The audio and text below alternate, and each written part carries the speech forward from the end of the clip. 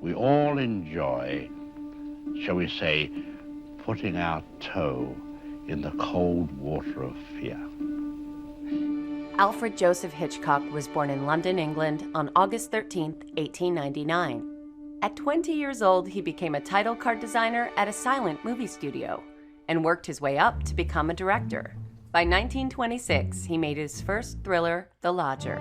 The Lodger is probably considered the first real Hitchcock movie. It has all the elements that you find throughout his films. A man wrongly accused of several crimes in this case, and you have the blonde, and you have the suspense.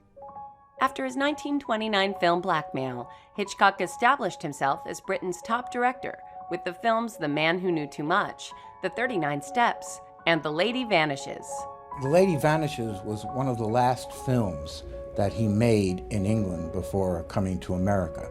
It was a sensation, and the New York Times named it as the best film of the year. Hitchcock came to the U.S. in 1939 and made Rebecca, his first American feature. The film won for Best Picture and gave Hitchcock his first Best Director nomination. Rebecca is considered a great movie because it's a psychological melodrama about the kind of torture that goes on sometimes within families, and he explores that with a depth that he had not shown before in his previous films. Hitchcock had a string of box office hits in the 1940s, including Shadow of a Doubt, Spellbound, and Notorious. Although he worked with great actors, Hitchcock was best known for his technical expertise.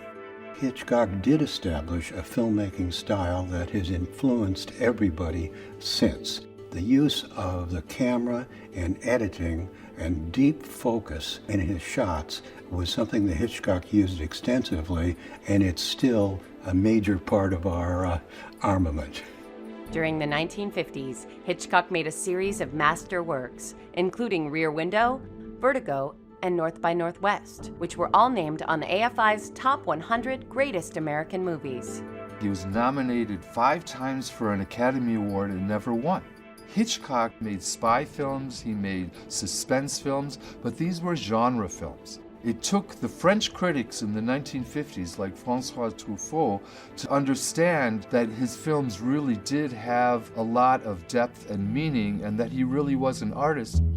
In 1955, Hitchcock began a 10-year run as host and producer of the TV series Alfred Hitchcock Presents, and in 1960, he made his best-known film, Psycho. By the time he came to television, he was already established. Also, people recognized him from his cameo appearances in his movies. So really, Hitchcock was a star. Psycho comes at a time in Hitchcock's career that truly earns him the name the Master of Suspense. It's the only film I've ever seen in my life where audiences literally screamed continually throughout the movie. Hitchcock earned a Lifetime Achievement Award from AFI, the Golden Globes, and the Directors Guild. He was knighted in 1980, and on April 29th of that year, Alfred Hitchcock died from kidney failure. A great director is one who can impose his personality in every film he makes. And that's why people can identify a Hitchcock film immediately. Hitchcock is like no other filmmaker in the world.